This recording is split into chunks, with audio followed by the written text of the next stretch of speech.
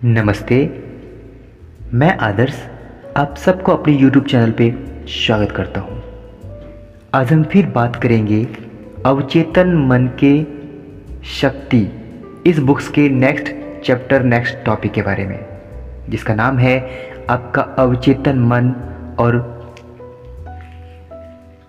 नींद के चमत्कार। और दूसरी बात है कि आपका अवचेतन मन और वैवाहिक समस्याएं। क्या आपने कभी सोचा है कि जब आप सो रहे होते हैं तब भी आपका मन जाग रहा होता है? हाँ, आपका अवचेतन मन उसी समय सबसे ज़्यादा सक्रिय होता है दोस्तों। वो आपकी सोच, भावनाओं और तकदीर को गहराई से आकार देता है। नींद सिर्फ आराम नहीं है, ये वो जादुई पल है जब आपका अवचेतन आपकी जिंदगी में चमत्कार कर सकता है। नई सोच, नए अवसर और असंभव को संभव बनाता है। और दूसरी टॉपिक है कि आपका अवचेतन मन और वैवाहिक समस्याएं। ये ऐसा क्या है? हर रिश्ता प्यार से शुरू होता है, पर वक्त के साथ कई बार वही रिश्ता गलतफहमियों में, गुस्से और दूरी में बदल जाता है। क्या वजह है कि कुछ रिश्ते टूट जाते हैं जबकि कुछ और गहरे हो जाते हैं? असल में जवाब बाहर नहीं, हमारे अवचेतन मन के अंदर छिपा होता है दोस्तों। आपका अवचेतन मन ही आपके जीवन साथी के प्रति सोच, व्यवहार और प्रतिक्रिया को नियंत्रित करता है। अगर ये मन नकारात्मक अनुभवों से भरा है तो हर बात में टकराव दिखेगा, लेकिन जब यही मन प्यार, समझ और विश्वास से भरा होता है तो हर समस्या अपने आप हल होने लगता है दोस्तों। तो हम चलिए जानेंगे कि आखिर ये वैवाहिक समस्या को मिटाकर अपने रिश्तों में फिर से प्यार, शांति और अपनापन कैसे ला सकते। और आज जानते हैं कि कैसे नींद के दौरान आपका अवचेतन आपके लिए काम करता है और कैसे आप इसे इस्तेमाल कर सकते हैं अपनी सफलता और सुख के लिए।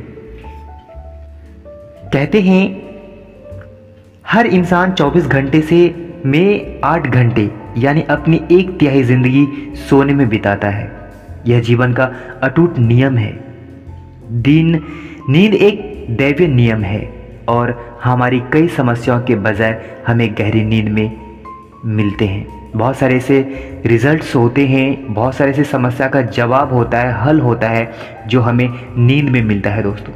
लेकिन कैसे मिलता है, आज यही जानना है, क्योंकि आम इंसान को ये चीज़ पता नहीं होता है। और बड़े बड़े एंटरप्रेन्योर, बड़े बड़े बिजनेसमैन या फिर बड़े बड़े साइंटिस्ट वगैरह सब जो हैं, वो बहुत सारे अक्सर उनके जटिल से जटिल सॉल्यूशन नींद में मिल जाता है। वाकई में कई लोग इस सिद्धांत का समर्थन करते हैं कि आप दिन में थक जाते हैं, इसीलिए आप शरीर को आराम देने के लिए सोते हैं और सोते समय शरीर में मरम्मत की प्रक्रिया चलती रहती है। बहुत कुछ बड़ी गलतफहमी है। नींद में शरीर कभी आराम नहीं करता है। सोते समय भी आपका दिल, फेफड़ा और सारी चीज़ें काम करता रहता है। हमारे बॉडी के अंदर जितने भी महत्वपूर्ण अंग होते हैं वो सभी नींद में या फिर सोते समय वो अक्सर काम करता रहता है। और 24 घंटे तब तक जब तक हमारी ज़िंदगी होती है। इसी तरह से आपका अवचेतन मन कभी नहीं सोता है या आराम नहीं करता है। यह हमेशा सक्रिय रहता है और आपकी सभी महत्वपूर्ण शक्तियों को नियंत्रित करता है दोस्तों। पहला सवाल हो सकता है हमारे मन में कि हम क्यों सोते हैं? आखिर सोने का कारण क्या है, क्या वजह है? नींद के बारे में गंभीर शोध करने वाले शुरुआती वैज्ञानिकों ने बताया है कि वे यह दिखाने में सफल हुए हैं कि रात को सोते समय आँख, कान, नाक और त्वचा के नीचे की तंत्रिकाओं को से आपको लगातार संकेत मिलते रहते हैं। मस्तिष्क का नियंत्रण संचार तंत्र भी काफ़ी सक्रिय रहता है दोस्तों। नींद प्रार्थना का एक प्रकार होता है। दिन भर आपका चेतन मन चिंताओं, संघर्ष और विवाद में उलझा रहता है। इसे समय समय पर इंद्रियों के प्रमाण और यथार्थवादी जगत से दूर हटने तथा अवचेतन मन की आंतरिक बुद्धिमत्ता से मौन संप्रेषण की जरूरत होती है। इंद्रियां, प्रमाण और रोजमार्ग के शोर शराबे का दुविधा से नियमित रूप से हटना नींद का एक प्रकार है। यानी आप इंद्रियों की दुनिया के लिए सोए होते हैं और अपने अवचेतन मन की बुद्धिमत्ता तथा शक्ति के लिए जागृत होते हैं। हमारे अंदर जितनी भी सारी क्रियाएं होती हैं वो नींद में कुछ ऐसी क्रियाएं होती हैं जो बहुत महत्वपूर्ण होता है, और वो क्रियाएं जब तक सोएंगे नहीं तब तक वो होगा नहीं। ऐसे हमारी बॉडी की संरचना ही है, ऐसी हमारी बॉडी की बनावट ही है। नींद की कमी आपको चिड़चिड़ापन या फिर निराशावादी बना सकता है। सभी इंसान को स्वस्थ रहने के लिए कम से कम 6 घंटे नींद की ज़रूरत होती है। अधिकांश लोगों को इससे ज़्यादा की ज़रूरत होती है। जो लोग सोचते हैं कि वे इसे कम में काम चला सकते हैं, खुद को मूर्ख बना रहा है दोस्तों। अगर लंबे समय तक कम नींद वाले लोग, ज़्यादातर लोगों को इतने बुरे परिणाम मिलते हैं कि बहरहाल इससे गंभीर प्रभाव से भी वे मुश्किल में पड़ सकते हैं। अगर आपको किसी सवाल का जवाब ढूंढना हो तो आप सोते समय उस सवाल को बार बार अपने मन में दोहराएं और अपने अवचेतन मन से आग्रह कर सकते हैं, जैसे कि मेरे अवचेतन मन का रचनात्मक ज्ञान जानता है कि मेरे लिए क्या सबसे अच्छा है। इसकी प्रवृत्ति हमेशा जीवन की ओर है और यह मुझे सही निर्णय बताता है जिससे मुझे और कभी संबंधित लोगों को लाभ पहुंचेगा। मैं उस जवाब के लिए धन्यवाद देता हूं जो मैं जानता हूं कि मुझे मिलेगा। आप इस तरह की बातें कर सकते हैं। आप सोते समय इस आसान प्रार्थना को एकदम लोरी की तरह, गानों की तरह गुनगुना सकते हैं, बार बार दोहरा सकते हैं। सुबह उसे प्रबल एहसास हुआ कि उसे सुबह आपको इस चीज़ का एहसास होगा कि वाकई में जो सवाल का जवाब था वो आपको मिल जाता है। ये अचानक नहीं होता है। आपको लगेगा कि आपने आज इस चीज़ को जाना और आज आपने एक सवाल कर बैठा और फिर कल आपको जवाब मिल जाएगा। मिल सकता है जवाब, लेकिन पहचानना आपको पड़ेगा उस जवाब को कि क्या वाकई में सच में नींद में ये सवाल का जवाब मिला है। हाँ, पहले आपको इसकी आदत बनानी होगी, आपकी इसकी हैबिट्स बनानी होगी। उसके बाद जाके आपको समझ में आएगा कि वाकई में नींद में बहुत कुछ होता है। नींद में बहुत सारे सॉल्यूशन, बहुत सारे सवाल का जवाब मिलता है। तो अक्सर आप ऐसा कर सकते हैं, या एक प्रैक्टिकल के तौर पे आप खुद को एक सवाल दे सकते हैं। अब देख सकते हैं, ट्राई कर सकते हैं कि क्या सच में वाकई में नींद में वो सारी चीज़ें हल हो सकती है जो करना चाहते हैं आप। आपका भविष्य आपके अवचेतन मन में है। एक बात हमेशा याद रखिए, आपका भविष्य आपकी आदतन सोच का परिणाम है, इसीलिए यह पहले से ही आपके मन में है। जब तक कि आप इसे प्रार्थना द्वारा बदल ना ले, इसी तरह देश का भविष्य भी देशवासियों के सामूहिक अवचेतन मन में होता है दोस्तों।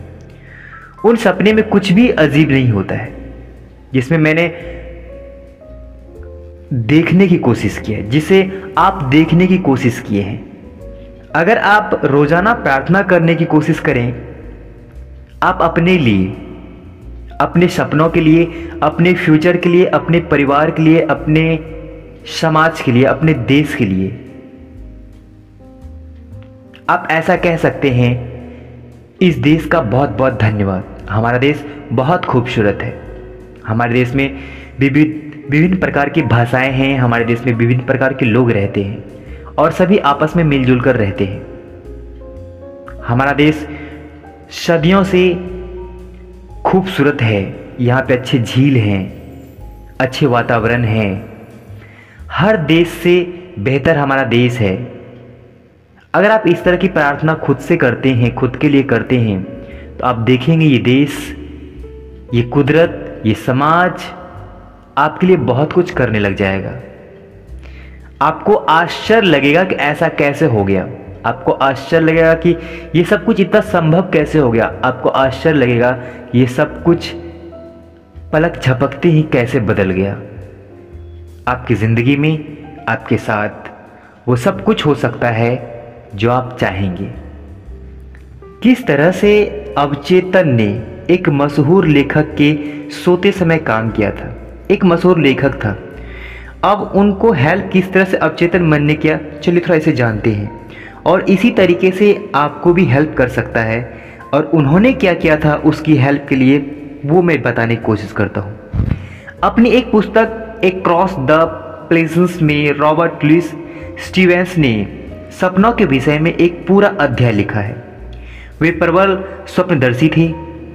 उनकी आदत थी कि वे हर रात सोने से पहले अपने अवचेतन को स्पष्ट निर्देश देते थे। वे अपने अवचेतन से आग्रह करते थे कि सोने से पहले वह उनके लिए कहानियां गढ़े। उदाहरण के लिए, जब उनके बैंक खाते में पैसे कम हो जाते थे तो वे अपने अवचेतन को कुछ इस तरह का आदेश देते थे, मुझे एक बेहतरीन रोमांचक उपन्यास दो जो बिकाऊ और लाभदायक हो। उसका अवचेतन मन बहुत अच्छी तरह से प्रतिक्रिया करता था। स्टीवेंस लिखते हैं, ये छोटे बौने उनके अवचेतन मन की बुद्धि और शक्ति को कहता है, मुझे टुकड़े टुकड़े में किसी धारावाहिक की तरह कहानी बता सकते हैं, और उसका लक्ष्य क्या है यह मुझे यानी रचयिता को ही पता नहीं होता है। जागृत अवस्था में मैं जो काम करता हूं, जिसके बारे में मैं चेतन रूप से जागरूक होता हूं, वह भी आवश्यक रूप से मेरा नहीं है, क्योंकि इसमें भी बौनों का हाथ साफ साफ नजर आता है। बौने मतलब वही उनका अवचेतन मन। वो कहते हैं कि मैं अपने अवचेतन मन को आदेश दे देता हूं कि मेरे लिए एक बेहतर कहानी ढूंढी जाए, मेरे लिए एक बेहतर रहस्यमय कहानी हो। और जब ये कहानी, ये आदेश देकर वो सो जाते हैं, तो उसके बाद जब वो लिखने बैठता है तो अचानक से वो कहानियां उसके दिमाग में आ जाता है। वो पहचान लेता कि शायद यही कहानी है जिसका मैंने आदेश दिया था। आपको पहचानने की जरूरत है। जब आप कोई सवाल अवचेतन मन से करते हैं रात को सोने से पहले, आपको जवाब मिलता है, आप उनका पहचानने की कोशिश कीजिए। कहता है कि शांति से सोइए और खुशी से जागिए। अगर आप अनिद्रा से पीड़ित हैं तो आप अपने लिए प्रार्थना कर सकते हैं, एक बहुत कारगर उपाय कर सकते हैं। इसे सोने से पहले धीरे धीरे शांति से और प्यार से दोहरा सकते हैं। अगर आपको रात में नींद नहीं आती है तो आप ऐसा कर सकते हैं। आप ऐसा कह सकते हैं, मेरे पैरों के अंगूठे स्थिर हैं, मेरा मन, मेरा शरीर सब कुछ स्थिर हो रहा है, मेरी मांसपेशियां स्थिर हो रही हैं, मेरा हृदय और फेफड़े स्थिर हो रहा है, मेरी गर्दन, मेरा मस्तिष्क, मेरा चेहरा, मेरी आंखें स्थिर हो रही है, मेरा पूरा मन और शरीर स्थिर हो रहा है, शांत हो रहा है। मैं पूरी तरह से हर एक को क्षमा करता हूँ और मैं सबके लिए सद्भाव, सेहत, शांति और जीवन की सभी नियामतों की सच्ची इच्छा करता हूँ। मैं शांति से हूँ, मैं संतुलित और शांत हूँ, मैं सुरक्षा और शांति में विश्राम करता हूँ। एक गहरी शांति मेरे लिए पूरे अस्तित्व को शांत करती है। जब मैं अपने भीतर दैवीय उपस्थिति का एहसास करता हूँ, मैं जानता हूँ कि जीवन और प्रेम एक एहसास मेरा उपचार करता है। मैं खुद को प्रेम की चादर में लपेटता हूँ और सबके प्रति सद्भाव से भरा होता हूँ।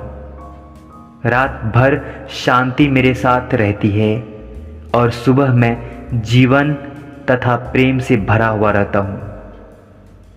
मेरे चारों तरफ प्रेम का दायरा है, मुझे किसी बुराई का डर नहीं होगा। क्योंकि आप मेरे साथ हैं।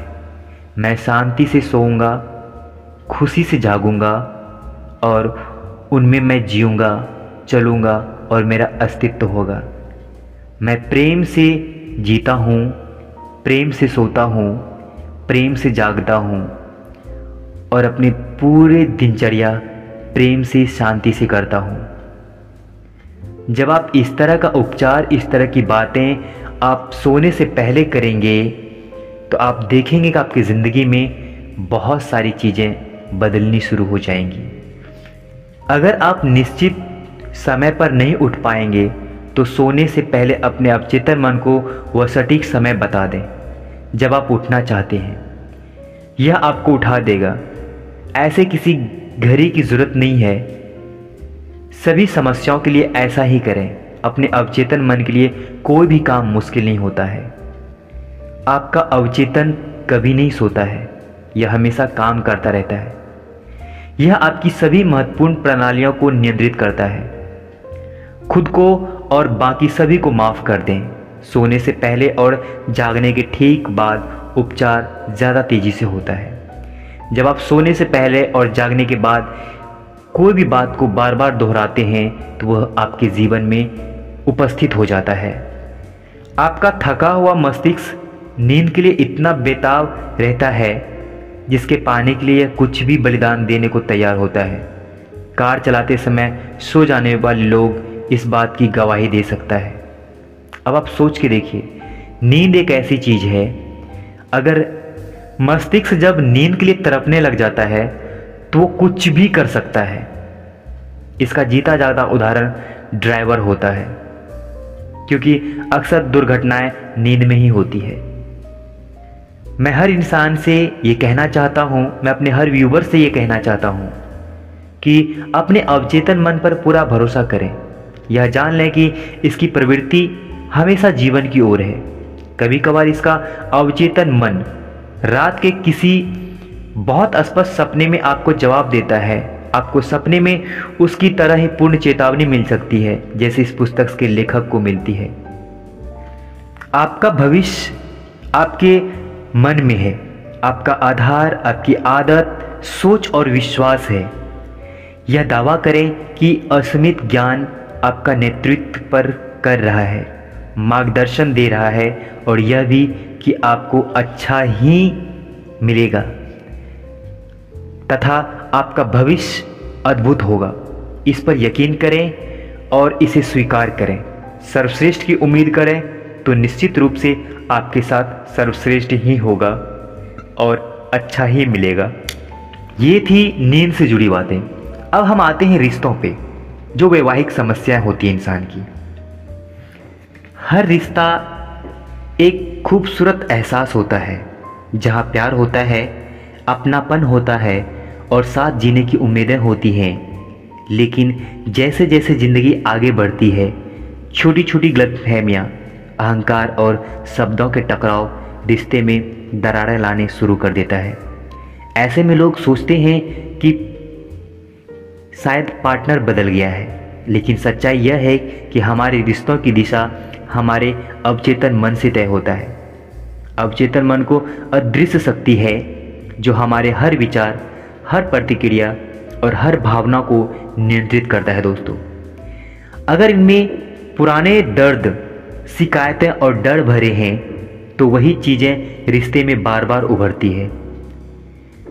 पर जब आप अपने रिश्ते को, अपने अवचेतन मन को प्यार, माफ़ी और विश्वास से भरा हुआ भरना शुरू करते हैं तो चमत्कार होने लगता है। आपके शब्द बदल जाते हैं, आपका व्यवहार बदल जाता है और आपके साथी की ऊर्जा भी आपकी ओर खींचने लगता है। याद रखिए, किसी भी वैवाहिक समस्या का हल झगड़ा या बहस नहीं होता, बल्कि अपने अवचेतन मन की सफाई में छिपा होता है। अगर आप दिल से अपने रिश्ते को सुधारना चाहते हैं तो अपने अंदर के मन को शुरुआत करें, अपने अंदर के मन से शुरुआत करें, क्योंकि जब मन बदलता है तो पूरा रिश्ता बदल जाता है। दोस्तों, अक्सर ऐसा ही होता है। आगे कहते हैं कि सभी वैवाहिक समस्याएं मन की कार्यविधि और शक्ति की सही तरह से ना समझ पाने के कारण पैदा होता है। अगर पति और पत्नी दोनों ही मस्तिष्क के नियम का सही प्रयोग करें तो उनके बीच का आकर्षण, संघर्ष गायब हो जाएगा। एक साथ प्रार्थना करेंगे तो एक साथ बने रहेंगे। दैवी आत्मा का नियम, जीवन के नियमों का अध्ययन, साझे उपयोग, योजना पर आपसी सहमति और व्यक्तिगत स्वतंत्रता का आनंद वैवाहिक जीवन प्रदान करता है या दो व्यक्ति को एक कर देता है। दोस्तों, विवाह का अर्थ क्या हो सकता है? मस्तिष्क वास्तविक बनने के लिए एक विवाह की शुरुआत ठोस आध्यात्मिक जीवन से होना चाहिए।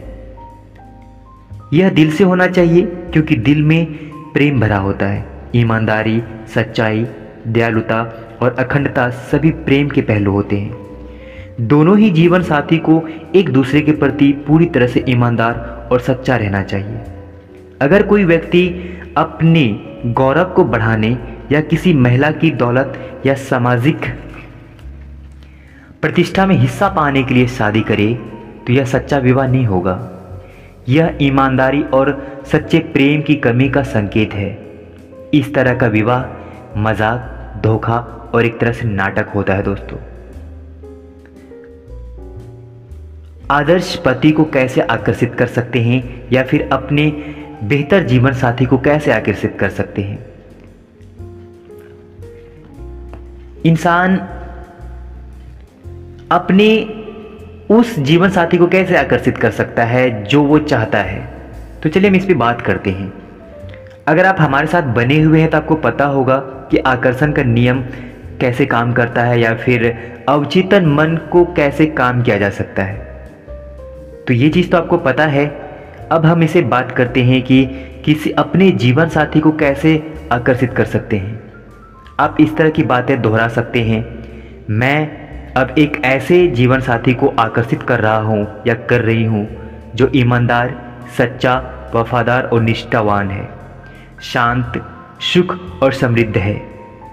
जिन गुणों की मैं प्रशंसा करता हूँ या करती हूँ वे मेरे अवचेतन मन में इसी समय उतर रहे हैं। इन गुणों का पर विचार करते समय वे मेरा हिस्सा बन जाते हैं और अवचेतन रूप से साकार हो जाते हैं।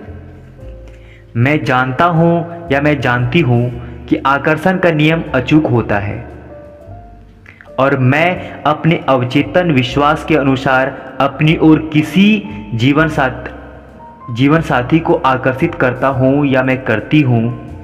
मैं उसे आकर्षित करती हूँ जिसे मैं अपने अवचेतन मन में सच्चा महसूस करता हूँ। मैं जानता हूँ कि मैं अपनी शांति और सुख को बढ़ावा दे सकता हूँ। वह मेरे आदर्शों से प्रेम करता है और मैं उनके आदर्शों से प्रेम करती हूँ।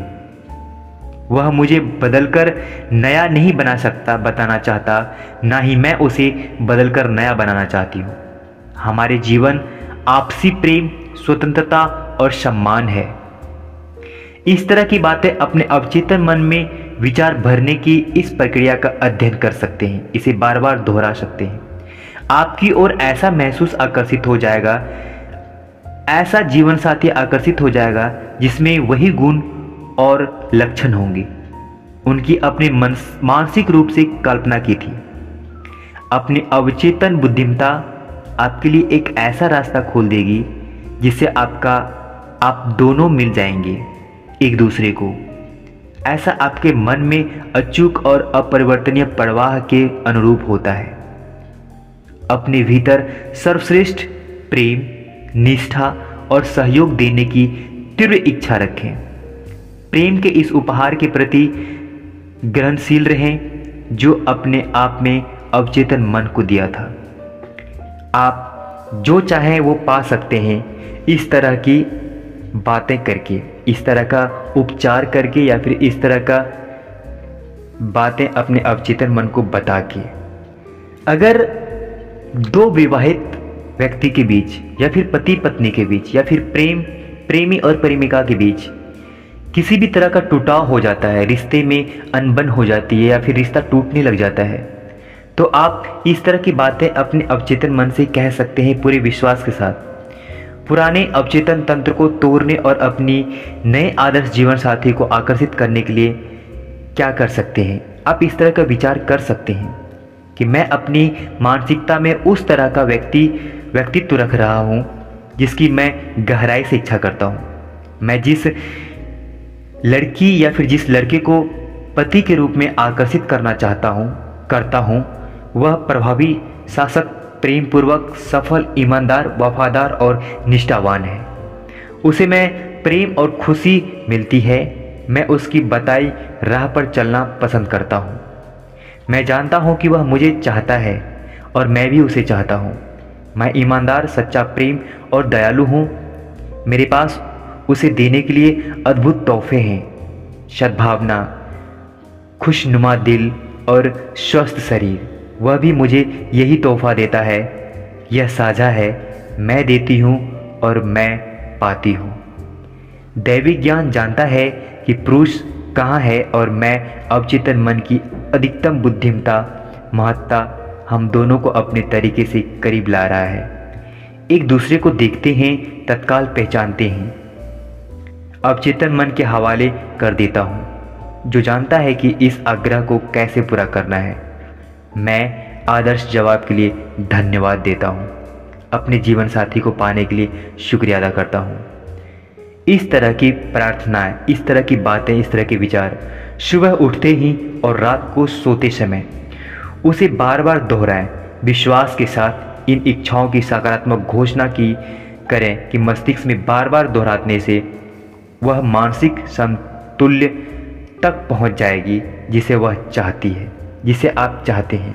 जब तक आप किसी भी विचार को अपने अवचेतन मन तक नहीं पहुंचाएंगे, तब तक आपके अवचेतन मन आपके किसी भी विचार को हकीकत रूप में नहीं ला सकता है। और उसे अपने अवचेतन मन तक पहुंचाने के लिए बार बार दोहराने की ज़रूरत है, विश्वास के साथ, भरोसे के साथ। कभी कभी आपकी प्रार्थना कई महीनों बाद उसका जवाब मिलेगा, लेकिन आपको घबराना नहीं है। बस आपको अपनी ज़िंदगी में आगे बढ़ते जाना है, विश्वास के साथ इन बातों और इन विचारों से जुड़े रहना है। किसी भी इंसान के दिमाग में जब किसी रिश्ते में तलाक होता है तो अक्सर रिश्ते में तलाक बाद में होता है। पहले तलाक मन में शुरू हो जाता है। तलाक सबसे पहले मन में शुरू होता है, कानूनी कार्रवाई बाद में होती है। ये युवा पति पत्नी द्वेष, डर, शंका और क्रोध से भरे होते हैं। इस तरह का नजरिया पूरे अस्तित्व को कमजोर कर देता है, थका देता है और उन्हें यह जानना कि नफरत अलग होती है और प्रेम मिलता है। उन्हें एहसास होने लगे कि वे अपने मस्तिष्क के साथ क्या कर सकते हैं। उनमें से कोई भी मानसिक कर्म के नियम को नहीं जानता है। वे अपने दिमाग का दुरुपयोग कर रहे हैं और परेशानी का दुख और आमंत्रित कर रहा है। दोस्तों, तलाक आपके मन में शुरू होता है और फिर वो तलाक होकर के रहता है। जब आप सोच लेते हैं कि हमें उनसे दूर होना है, जब आप सोच लेते हैं कि अब हमें इनके पास नहीं रहना है, तो फिर तलाक होना तय हो जाता है। आप अपने मन में खुद सोचने लग जाते हैं कि अब हमें तलाक लेनी है। कई बार चिड़चिड़ेपन की वजह से इंसान एक दूसरे से तलाक ले लेते हैं। कभी पति चिड़चिड़ापन हो जाता है, कभी पत्नी चिड़चिड़ापन हो जाता है, एक दूसरे से तलाक ले लेते हैं। लेकिन उससे पहले आपको ये जानना बहुत ज़रूरी है कि ये चिड़चिड़ापन होता क्यों है, किस कारण से होता है, किस वजह से होता है, आखिर क्या कारण हो सकता है इंसान को चिड़चिड़ेपन होने की। या फिर कोई गलत फहमी होती है जिस वजह से इंसान में तलाक हो जाता है। कभी कभी कोई पति अपने पत्नी को उनके ही नज़रों में गिरा देता है, या फिर कोई पति उनकी पत्नी को उनकी नज़रों में गिरा देता है, जिस वजह से गलतियां शुरू होती हैं और वो रिश्ते तलाक तक पहुंच जाता है। क्योंकि फिर हम नेगेटिव सोचना स्टार्ट कर देते हैं, हम एक दूसरे के बारे में नेगेटिव सोचना स्टार्ट कर देते हैं। जब देखो तब उनके बारे में नेगेटिव बातें होती हैं, नेगेटिव थॉट्स होती हैं, नेगेटिव विचार आते हैं और फिर हमारा अवचेतन मन इस चीज़ पे यकीन कर लेता है और वो कहता है अगर आपको ऐसा ही अच्छा लगता है तो आपके साथ ऐसा ही होगा, और फिर वैसा ही होता है जैसा आप सोचते हैं, जैसा आप चाहते हैं। यह याद रखना जरूरी है कि दो इंसान स्वाभाविक रूप से टकराव, दर्द और तनाव के पलों के बिना एक छत के नीचे नहीं रह सकता है।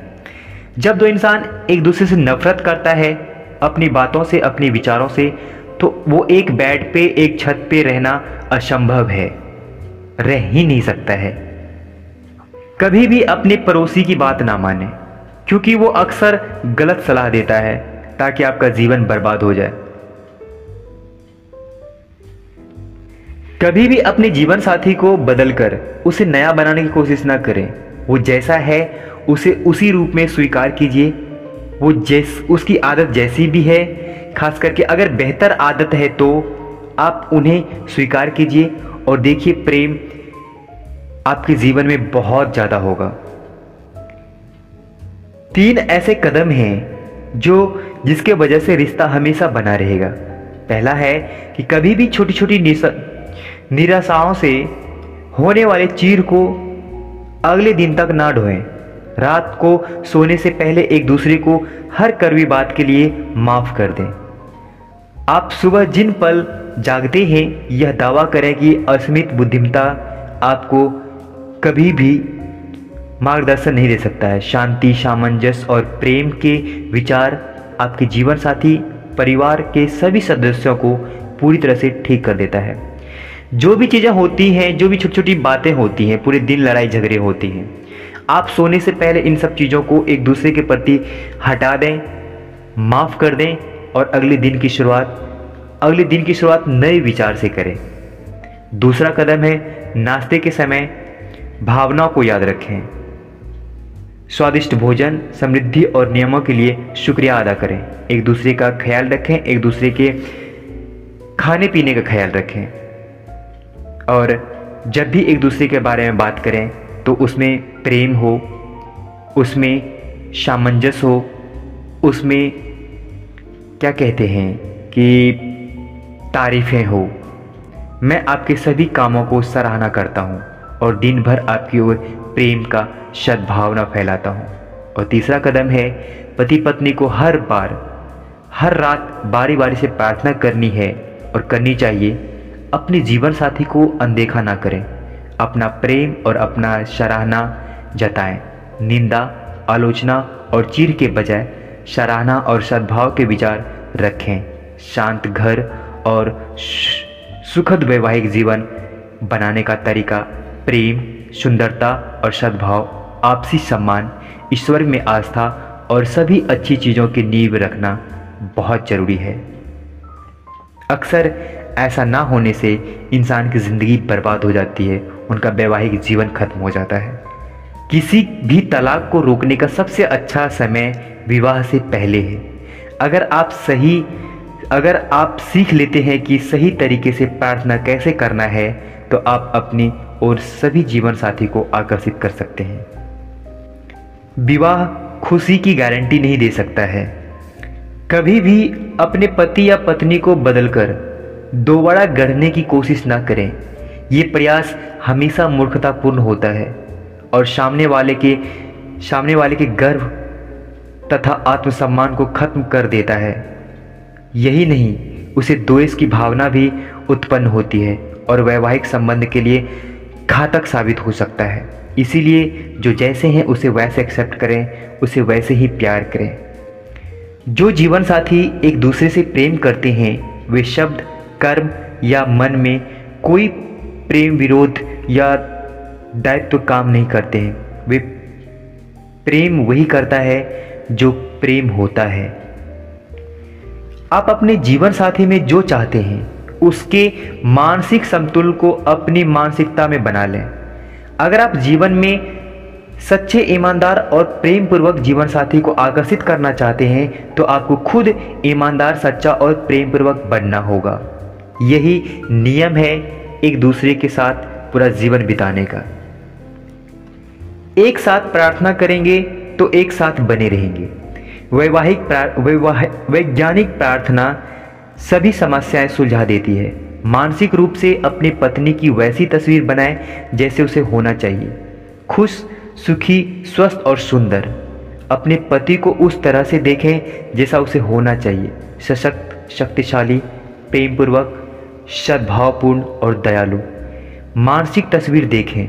देखते रहेंगे तो आप अनुभव करेंगे कि आपका वैवाहिक जीवन स्वर्ग बन चुका है, जो सद्भाव और शांति से भरा हुआ है। दोस्तों, आप इस तरह की बातें, इस तरह के विचार अपने दिमाग में लाकर अपने रिश्ते को ठीक कर सकते हैं, अपने वैवाहिक जीवन को ठीक कर सकते हैं और अपनी सारी समस्या को सुलझा सकते हैं। सोने से पहले नींद में सारी विचारें आ सकता है। दोस्तों, इस तरह से आप हर समस्या का समाधान कर सकते हैं। तो फिर हम मिलते हैं अगले वीडियो में अगले टॉपिक के साथ। तब तक बने रहिए हमारे साथ और हमारे चैनल को सब्सक्राइब कीजिए। कैसी लगी हमारी बातें हमें कमेंट्स करके बताइए।